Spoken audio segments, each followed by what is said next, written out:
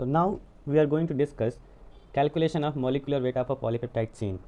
जैसे मान लीजिए आपके एग्जाम में कोई क्वेश्चन आ गया, एक क्वेश्चन है, एक क्वेश्चन नंबर 1, ऐसे कोई क्वेश्चन है जिसमें कह दिया कि calculate the molecular weight of a polypeptide chain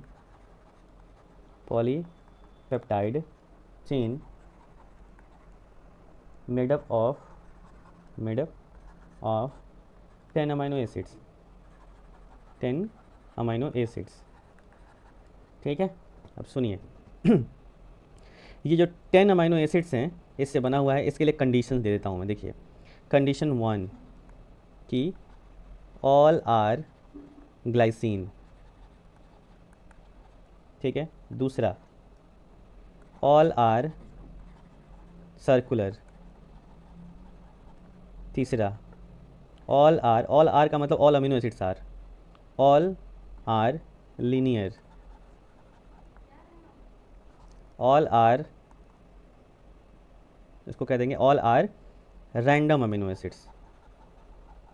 random amino acids, random amino acid है, पता ही नहीं है कि कौन सा अमीनो एसिड है कौन सा अमीनो एसिड नहीं है. ठीक है, सो अब ये कंसेप्ट है जो हम लोगों को, यही कंसेप्ट हम लोग को समझना है कि कैसे कैलकुलेट किया जा सकता है अमीनो एसिड का, एक पॉलीपेप्टाइड का मॉलिक्यूलर वेट. अब ये कैलकुलेट करने के लिए पहले हम आप लोगों को कंसेप्ट बताएंगे. एकदम ध्यान से कंसेप्ट सुनिएगा कि व्हाट आर द कंसेप्ट्स. ये इतना याद रहेगा ना तो आप लोग फिंगर टिप पे कर लोगे ये कैलकुलेशन. तो कंसेप्ट्स क्या हैं? सबसे पहले कि हम लोगों को पेप्टाइड बॉन्ड के बारे में पता होना चाहिए. पेप्टाइड बॉन्ड के बारे में पता होना चाहिए. तो आई होप कि पेप्टाइड बॉन्ड के बारे में अच्छे से पता है कि पेप्टाइड बॉन्ड क्या है. जैसे कि अमीनो एसिड के बारे में पता ही है, तो हम यहाँ पे लिख देते हैं कि NH2 COOH और यहाँ पे H और R और यहाँ पे NH2 COOH और H और R. ओके, अब यहाँ से जैसे ही पेप्टाइड बॉन्ड का फॉर्मेशन होना होगा तो राइट, मुझे एक चीज़ जो सही कर लेना चाहिए वो ये है, जिसमें से मैं सीधे आप लोगों को ऐसे दिखा देता हूँ. तो पेप्टाइड बॉन्ड का जब फॉर्मेशन होना होगा तो यहाँ से वाटर रिलीज हो जाएगा. अभी देखिए, ये वाटर रिलीज हो गया. तो ये जो वाटर रिलीज हुआ है ये कह रहा है कि सर हम 2 हाइड्रोजन रिलीज हुए हैं और 1 ऑक्सीजन रिलीज हुए हैं, 1 ऑक्सीजन रिलीज हुए हैं. तो देखिए यहाँ पे ये कैसा स्ट्रक्चर हो गया. ठीक है, ये ऑक्सीजन है. अब क्या करते हैं, हाइड्रोजन का मॉलिक्यूलर वेट कितना होता है, कोई बताएगा? हाइड्रोजन का मॉलिक्यूलर वेट होता है 1, यानी कि 2 हाइड्रोजन है तो 1. और ऑक्सीजन का कितना होता है मॉलिक्यूलर वेट? 16. तो 1 × 16 यानी कि ये देखिए, ये हो गया 2 और ये हो जाएगा कितना 16 और ये हो जाएगा 18. तो ये हो गया 18 डाल्टन. राइट, ये हो गया 18 डाल्टन. अब ये 18 डाल्टन जो है वो यहाँ से निकल गया, मतलब ये जो अमीनो एसिड का मॉलिक्यूलर वेट होता है इससे 18 डाल्टन निकल गया. तो अब हम कैसे कैलकुलेट करें? तो एक काम किया जाए, हमें पता है एक चीज़ कि there are 20 amino acids. Okay, और उसमें से जो सिंपलेस्ट है वो है ग्लाइसिन. और ग्लाइसिन का जो स्ट्रक्चर होता है वो क्या होता है? तो वो होता है NH2 और यहाँ पे COOH और ग्लाइसिन को ग्लाइसिन से जोड़ देने का काम किया जाए. तो यहाँ पे हमने ऐसे लिख दिया, ये रहा ग्लाइसिन. ग्लाइसिन को जोड़ना है और ग्लाइसिन को जोड़ने के लिए हम क्या कर रहे हैं, यहाँ से ये देखिए वाटर यहाँ से भी रिमूव कर दिया जाएगा. तो वाटर को रिमूव करना is not a big deal. चलिए वाटर को हम रिमूव कर देते हैं. तो वाटर को जैसे रिमूव करेंगे, यहाँ से वाटर रिमूव हो गया, यानी 18 डाल्टन जो है वो यहाँ से निकल गया. तो कितना बचा ये देखना, कितना बचा. अब पहले क्या था, पहले का जो स्ट्रक्चर है, जैसे मान लीजिए ये जो हमारा ग्लाइसिन है. अब ग्लाइसिन का स्ट्रक्चर कैसे है? तो ये रहा पूरा, ये था पूरा ग्लाइसिन. राइट, और इधर की साइड में ये भी है पूरा ग्लाइसिन. तो हमारे सामने है ग्लाइसिन, पूछते हैं कि भैया ग्लाइसिन तुम्हारे में क्या क्या है और तुम्हारा मॉलिक्यूलर वेट कितना है। तो इसमें गिन लेते हैं। देखिए तो एक काम करते हैं, कार्बन को गिनते हैं। कार्बन कितना है, तो कार्बन है 1 और 2, 2 कार्बन है। चलिए हाइड्रोजन गिन लेते हैं कितना है, तो 2 3 4 5, 5 हाइड्रोजन है। और ऑक्सीजन कितना है भैया, तो ऑक्सीजन देख लेते हैं 1 और 2, 2 ऑक्सीजन है। और नाइट्रोजन कितना है, तो देख रहे हैं कि 1 नाइट्रोजन है। अब देखिए कार्बन का एटॉमिक मास कितना होता है, बताइए, 12। हाइड्रोजन का 1, ऑक्सीजन का 16 और इसका 14, यही होगा ना। यानी कि 24 5 32 14 कितना हो गया, बताइए, जोड़िए आप लोग और बताइए। और बताइए कहीं हमने कुछ गलत लिख दिया है क्या, फटाफट बताइए।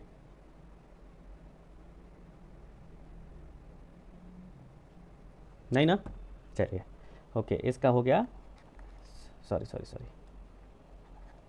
75 डाल्टन।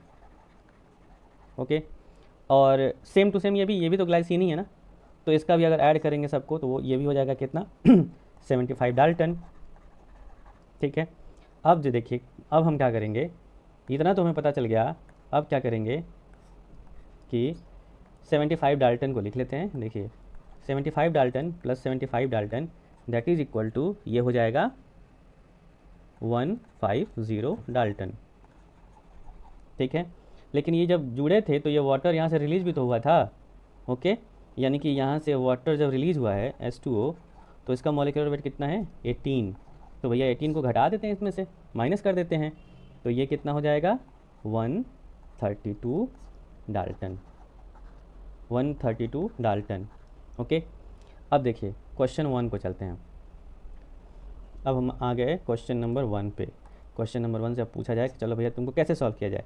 तो 10 अमीनो एसिड हैं, ये रहा 10 अमीनो एसिड, और इन 10 अमीनो एसिड का ध्यान रखना है हमको कि जो 10 अमीनो एसिड हैं, अब एक काम करते हैं 10 अमीनो एसिड यहाँ पे बना देते हैं। तो मैं बस ऐसे लिख दे रहा हूँ, amino acid amino acid amino acid, 3 हो गया, 4 5 6 7 8 9 10, 10 अमीनो एसिड हो गए। और वाटर, वाटर निकालना है ना, तो चलो भाई वाटर निकाल देते हैं इसमें से। तो वाटर निकालने के लिए काम करते हैं, हम सिर्फ डॉट्स बना देते हैं। तो एक वाटर यहाँ, एक वाटर यहाँ, एक वाटर यहाँ, एक वाटर यहाँ, water water water water water, पूरा वाटर निकल गया यहाँ से। 1 2 3 4 5 6 7 8 9, तो 9 वाटर निकला यहाँ से। अब देखिए अगर ग्लाइसिन जो है वो 10 लिया गया है और एक ग्लाइसिन का मॉलिक्यूलर वेट 75 डाल्टन है, तो 10 का हो जाएगा 750। और वाटर कितना निकला है, ये देखिए वाटर कितना निकला है, ये निकला है 9। तो अगर हम H2O की बात करेंगे तो ये हो जाएगा यहाँ पे 9 into 18 and this is equal to 162। तो माइनस कर देंगे 8, ठीक है 8, और ये हो जाएगा 8 और ये हो जाएगा 5। देखिए तो 588 डाल्टन आंसर हो जाएगा इसका, आंसर हो जाएगा 588 डाल्टन, या आंसर हो जाएगा 0.59 किलो डाल्टन, क्योंकि 1000 dalton is equal to 1 kilo dalton KDA। Okay, लेकिन लेकिन लेकिन ऊपर चलिए, देखिए तो अगर इसी में क्वेश्चन दे दे, इसी में क्वेश्चन दे दे कि ऑल आर सर्कुलर, ये देख रहे हैं सर्कुलर, तो सर्कुलर का क्या करेंगे, ऑल आर लीनियर, तो लीनियर का क्या करेंगे अगर ग्लाइसिन की बात करते हैं सिर्फ। तो अब देखिए यहाँ पे हम देख रहे हैं क्या है, ये लीनियर है कि सर्कुलर है। ये जो है आप लोगों को पता ही है कि ये जो हमने अभी कैलकुलेट किया है, ये हमने निकाला है लीनियर का, ये हमने निकाला है लीनियर का, ठीक है। और लीनियर में 10 अमीनो एसिड थे, तो हमने 75 से मल्टीप्लाई किया था, और 9 वाटर निकले थे तो 18 से मल्टीप्लाई किया था, और हमको जो आंसर मिला था वो मिला था 0.59 किलो डाल्टन। लेकिन यही अगर सर्कुलर होता तो क्या होता, तो चलिए सर्कुलर पे काम करते हैं। ये देखिए अब बात करते हैं कि इफ़ सर्कुलर है तो क्या होगा, तो क्या होगा क्या, बहुत सिंपल बात है, सर्कुलर अमीनो एसिड बना देते हैं, है ना। एक काम करते हैं, देखिए ये अमीनो एसिड 1 2 3 4 5 6 7 8 9। यही मिस्टेक हो जाता है, थोड़ा सा बड़ा बनाते तो गलती नहीं होती है ना जी। तो ठीक है, बना ही देते हैं थोड़ा सा बड़ा। तो अमीनो एसिड 3 हो गया, 4 हो गया, 5 हो गया, 6, 7, 8, 9, 10, ये जोड़ दिया। तो अगर इसको लिखना है तो आप लिख सकते हैं यहाँ से 1 2 3 4 5 6 7 8 9 10 हो गया ना। अब वाटर जो निकलेगा, यही देखना है कि वाटर कितना निकलता है। तो देखिए यहाँ पे इस और इस अमीनो एसिड के बीच में भी water water water water water, सबके बीच से वाटर निकल रहा है। अब एक काम करते हैं कि देख लेते हैं कि कितना वाटर मॉलिक्यूल निकला है। तो यहाँ से देखिए कि 1 2 3 4 5 6 7 8 9 10, यानी कि अगर सर्कुलर होगा, ध्यान से सुनिएगा, अगर सर्कुलर होगा तो हम क्या करेंगे, 10 अमीनो एसिड हैं, 75 से मल्टीप्लाई करेंगे और 10 वाटर निकला हुआ है तो 18 से मल्टीप्लाई करेंगे और ये हो जाएगा 750 और ये हो जाएगा 180 और माइनस कर देंगे तो ये हो जाएगा 570। ठीक है, सॉरी गलत हो गया, ये यहाँ पे 4 हो जाएगा ना, कितना ही रहेगा बताइए, इतना ही रहेगा। तो यहाँ पे क्या हो जाएगा, 750 डाल्टन एक वाटर मॉलिक्यूल, या सिंपल सी बात है इसको हम कह सकते हैं क्या, 0.58 डाल्टन। या जैसे यहाँ पे देखिए, यहाँ पे जो हमने निकाला है, ये जो कंडीशन आई हुई है, यहाँ पे इतना जो डाल्टन आया हुआ है ना, 558, देखिए 588, तो अगर सर्कुलर होगा तो एक वाटर मॉलिक्यूल और निकाल देंगे तो ये हो जाएगा 570। सिंपल सी बात है, यहाँ से भी कैलकुलेट कर सकते हैं। ओके, तो लीनियर और सर्कुलर का मतलब समझ गया आप, बोलिए समझ गया ना। अब एक काम करते हैं, देखिए अब ये जो अगला सवाल है यही सबसे भारी सवाल है, डी वाला जो है, कि अगर सब के सब रैंडम अमीनो एसिड हो, पता ही नहीं है कि कौन कौन से अमीनो एसिड हैं, ठीक है, और अगर रैंडम अमीनो एसिड है तो ये ज़रूर दिया होगा कि या तो वो सर्कुलर है, देखिए या तो वो सर्कुलर है, नहीं तो वो लीनियर है, लेकिन रैंडम दिया हुआ तो हम किसको लेके चलें, पता ही नहीं चल रहा है कि क्लिविस कौन है। तो एक काम करते हैं, देखिए अब अगला जो हमारा पॉइंट है कि how to calculate molecular weight of a polypeptide with random amino acids।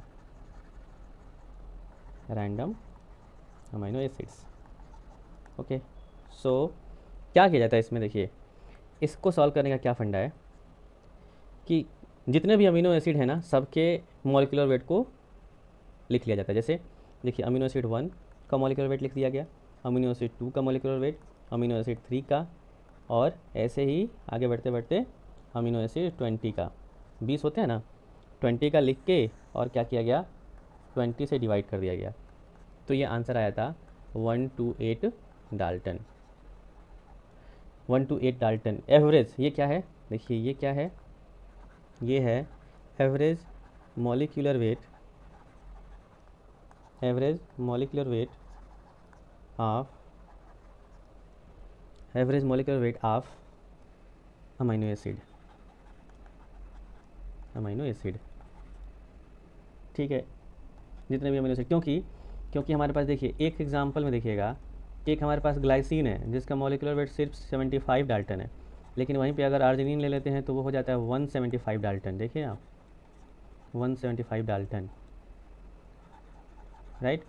तो कोई कम है तो कोई ज़्यादा है, इसलिए 20 को जो सबका मॉलिक्यूलर, देखिए याद करना पॉसिबल नहीं है, लेकिन मान लीजिए अगर क्वेश्चन में दे ही दिया, मान लीजिए कोई क्वेश्चन है जिसमें दे दिया कि आर्जिनिन से बने हुए पॉलीपेप्टाइड हैं, तो बगल में लिखा होगा कि आर्जिनिन का मॉलिक्यूलर वेट 175 डाल्टन होता है, तो आप 175 डाल्टन लेके चलेंगे।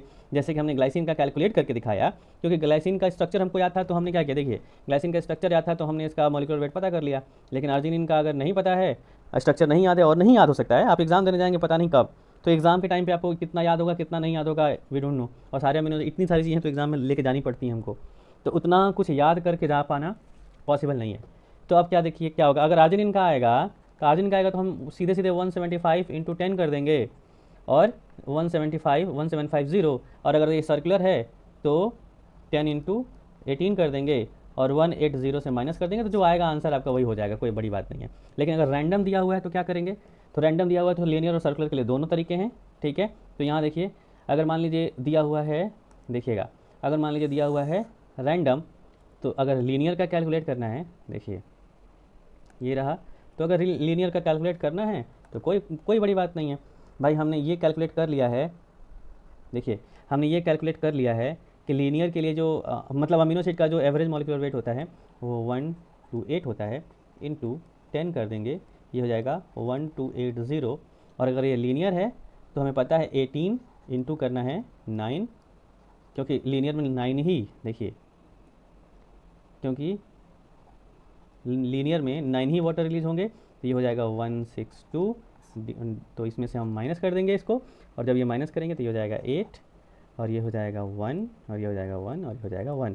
तो ये हो गया इतना डाल्टन, या इसी को हम लिख सकते हैं 1.12 किलो डाल्टन। आप लोग पढ़े होंगे इस चीज़ को, यहाँ पे देखिए ज़रूर पढ़े होंगे आप लोग कि अगर 1.118 होता है, ठीक है, तो इसको यहाँ पे ये जो 8 दिया हुआ है उसको हम सीधे ऐड कर देते हैं आगे चल के, और वो 1.12 लिख देते हैं, जो कि हमारा नीचे आंसर में जो आया हुआ है ये हमारा आंसर हो जाएगा, है ना। लेकिन यही अगर मान लीजिए सेम टू सेम, देखिएगा मान लीजिए यही क्वेश्चन जो है वो सर्कुलर के लिए हो, तो सिंपल सी बात है, सर्कुलर के लिए भी हम लोग कौन सा पीछे हट रहे हैं कि नहीं, सर्कुलर के लिए भी हम लोगों ने पूरा कैलकुलेट किया हुआ है। तो हम क्या करेंगे, सर्कुलर को लेके चलते हैं, है ना। ये देखिए यहाँ पे आ गया सर्कुलर, ठीक है, यहाँ पे आ गया सर्कुलर, और हमें पता है कि ये देखिए ये जो दूसरे नंबर का वाटर था ये रिलीज़ हुआ यहाँ से। तो सर्कुलर के लिए अब हम क्या करेंगे, आगे बढ़ते जाएंगे अगर, तो सर्कुलर के लिए हमें यही करना होगा कि हाँ यहाँ लिख देते हैं सर्कुलर, ठीक है। अब सर्कुलर के लिए हमें क्या करना होगा, हमें ये करना होगा कि 1 to 8 जो है इसको मल्टीप्लाई कर देंगे 10 से, that is equal to 1 to 8 0 और 0, और अगर माइनस करेंगे तो 0 0 1 1, यानी कि इसको हम लिख सकते हैं 1.1 किलो डाल्टन। कौन सी बड़ी बात है, कोई बड़ी बात नहीं है। आप आसानी से ऐसे कोई भी क्वेश्चन आएगा ना आसानी से आप कर सकते हैं। आप लोग थोड़ा इसको ध्यान दीजिएगा, ये हमने KDA लिखना चाहिए ना यहाँ पे, चलिए हम KDA लिख देते हैं, ठीक है। तो लीनियर और सर्कुलर कुछ भी होगा आप कर सकते हैं आसानी से, ओके, है ना। अब कोई भी क्वेश्चन आएगा आप लोग कर लेंगे, इसका ध्यान रखिएगा। इस तरह का मॉलिक्यूलर वेट कैलकुलेट करने का क्वेश्चन आप लोगों से कोई भी ऐसा नहीं है जो गलत हो जाए, कोई भी, ओके। अब एक छोटा सा और कंसेप्ट बता दें आपको, जैसे मान लीजिए कि पूछता है, मान लीजिए क्वेश्चन कहता है आपसे, क्वेश्चन देता है आपको,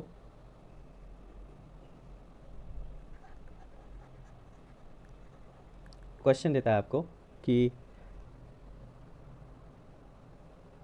पॉलीपेप्टाइड ठीक है, मेड अप ऑफ, सुन लिएगा ध्यान से, made up of amino acids and molecular weight, देख लीजिए, and molecular weight of amino acid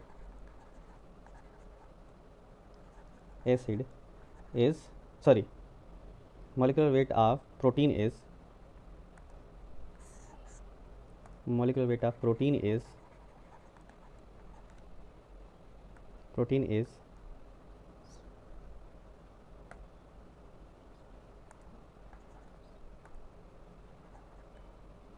यहाँ पे लिख दे रहे हैं 1100 डाल्टन, ओके। तब अब ये कह रहा है कि calculate the number of, calculate या calculate the number of amino acids, ठीक है। तो दो तरह का क्वेश्चन आ सकता है। देखिए, एक क्वेश्चन इसमें हो सकता है कि calculate the number of amino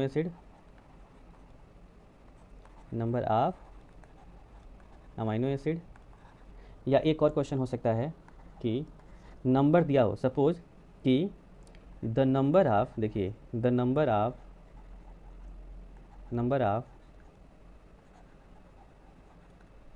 amino acid are 10 और calculate the molecular weight of amino acid. दो क्वेश्चन है। तो देखिए, अगर आपको पहले नंबर कैलकुलेट करना है तो हमें पता है कि जो पॉलीपेप्टाइड चेन है, सॉल्व करते हैं इसको।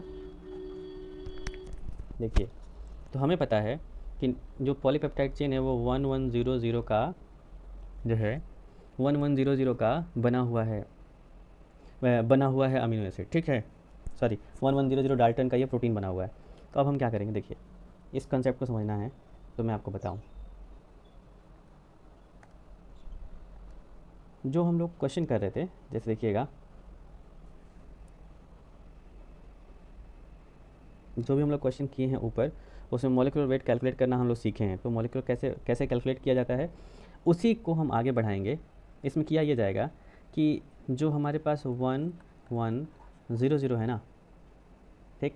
अब क्या कर देंगे हम लोग, इसमें से इसको डिवाइड कर देंगे 110 से। क्यों 110 से डिवाइड करेंगे, इसका क्या रीज़न है, इसके लिए मैं आप लोगों को एक स्ट्रक्चर बना के बताना चाहता हूँ। देखिएगा, जैसे मान लीजिए कि यहाँ पे एक अमीनो एसिड है जिसका स्ट्रक्चर ऐसे है कुछ, और यहाँ पे R है और यहाँ पे COOH है, ठीक है। रुक जाइए, मैं थोड़ा सा और इसको शॉर्ट में करके बता दूँ।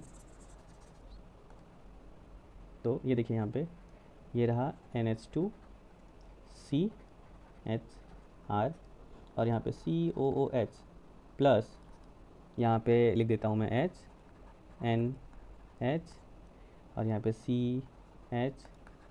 जो अब तो आप लोगों को धीरे धीरे अमीनो एसिड का पूरा स्ट्रक्चर याद होने लगा होगा। और यहाँ पे फिर N, ये कंटिन्यूसली स्ट्रक्चर ऐसे बनता रहता है, आप लोगों को पता ही है।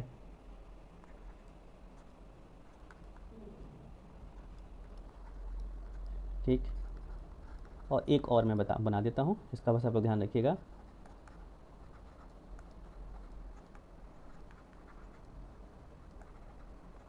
COOH, okay. सो देखिए, अब यहाँ पे यहाँ पे देखने लायक बात ये है कि जहाँ जितने भी अमीनो एसिड्स हमने बनाए हैं समझाने के लिए, ओके, जैसे मान लीजिए कि एक अमीनो एसिड यहाँ है, ये रहा एक अमीनो एसिड, अगला अमीनो एसिड ये है,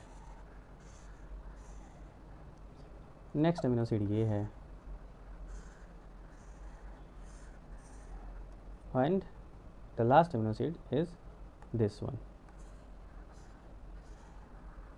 देखिएगा, 4 अमीनो एसिड्स हैं, amino acid 1, amino acid 2, amino acid 3, amino acid 4। जो अमीनो एसिड 1 होगा, इसका भी मॉलिक्यूलर वेट कितना है, 128, क्योंकि एवरेज हम निकाल चुके हैं। इसका भी 128, इसका भी 128 और इसका भी 128, ओके। अब देखिएगा, अगर पेप्टाइड बॉन्ड का फॉर्मेशन होता है, और होगा ही, अगर पेप्टाइड बॉन्ड का फॉर्मेशन होता है, तो ये देखिए यहाँ से एक हाइड्रोजन इसके OH ग्रुप से जाके बाइंड करेगा तो पेप्टाइड बॉन्ड बनेगा। यहाँ से देखिए, तो एक हाइड्रोजन इसके OH से जाके बाइंड करेगा और पेप्टाइड बॉन्ड बनेगा। और यहाँ देखिए, एक हाइड्रोजन जाके इसके OH ग्रुप से बाइंड करेगा और पेप्टाइड बॉन्ड बनेगा, ठीक है। अच्छा, तो इस अमीनो एसिड, देखिए इस अमीनो एसिड की बात करते हैं अब, इस अमीनो एसिड की। इधर से एक वाटर निकला है और इधर से एक OH निकला है ना, यानी कि इस अमीनो एसिड से N टर्मिनल और C टर्मिनल दोनों मिला के एक H2O निकल गया है कि नहीं। यहाँ से देखिएगा, एक H2O निकल गया है कि नहीं। अच्छा, ये जो सेम अमीनो एसिड यहाँ देखिए, एक साइड से हाइड्रोजन निकला है, एक साइड से OH निकला है, तो यहाँ से देखिएगा, यहाँ से भी निकल गया है कि नहीं H2O, ठीक है। अब H2O जो निकला हुआ है, इसका मॉलिक्यूलर वेट कितना है भाई, 18 है वाटर का मॉलिक्यूलर वेट। और इसका देखिए, इसका भी 18 है कि नहीं, 18 है ना, बोलिए। तो अगर यहाँ पे ये जो अमीनो एसिड है, ये जो अमीनो एसिड है, इसका molecular weight, average molecular wait 128 था, इसका एवरेज मॉलिक्यूलर वेट 128 था और इसमें से वाटर निकल गया, तो इसका एवरेज मॉलिक्यूलर वेट प्रोटीन में 110 डाल्टन बचा कि नहीं। यहाँ भी देखिएगा, अगर 128 एवरेज है और 18 इसमें से निकलता है तो 110, ये हुआ कि नहीं हुआ, ये देखिएगा 110 हुआ कि नहीं हुआ, और 110 यहाँ पे भी हुआ कि नहीं हुआ। यानी कि अब आप कहेंगे सर लेकिन इधर से तो नहीं निकला, इधर से तो नहीं निकला, तो एक काम करते हैं ना, एक काम करते हैं, इनको उठाते हैं, देखिएगा ये जो जितने भी अमीनो एसिड है ना, यहाँ तक जो भी हमने बनाया है, इनको कॉपी करते हैं, देखिए, और इनको ले जाके नीचे पेस्ट कर देते हैं।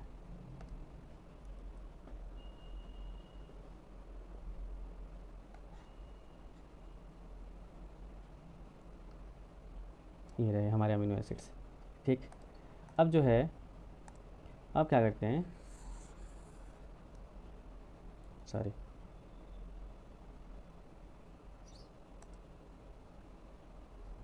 अब जो है देखिएगा, यहाँ से लेके चले इसको, अगर इसको हम जोड़ देते हैं, देखिए तो इसको हम इधर से जोड़ देते हैं, ले जाके यहाँ पे जोड़ दिया, तो अगर जोड़ देंगे तो क्या होगा, पूरा घुमा के जोड़ देंगे तो क्या होगा, देखिएगा इसको जो है इधर से हम सर्कुलर बना देते हैं।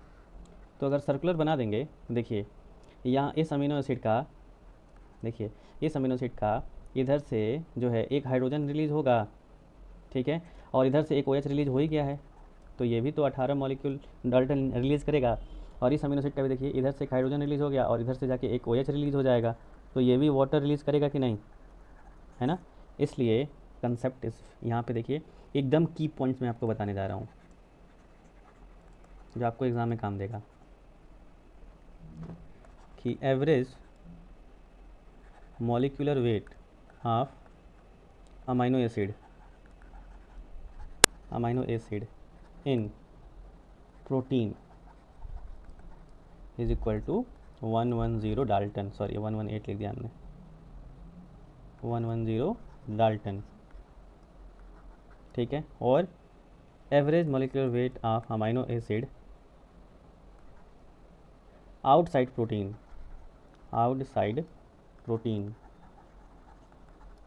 Is 1 to 8 dalton, 1 to 8 Dalton.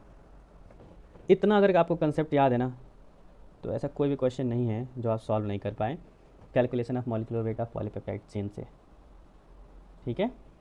अगर किसी को भी कोई प्रॉब्लम होगी तो हमसे पूछ सकता है, कमेंट करके, मैसेज करके, कोई भी हो आप हमसे पूछ सकते हैं। Thank you so much.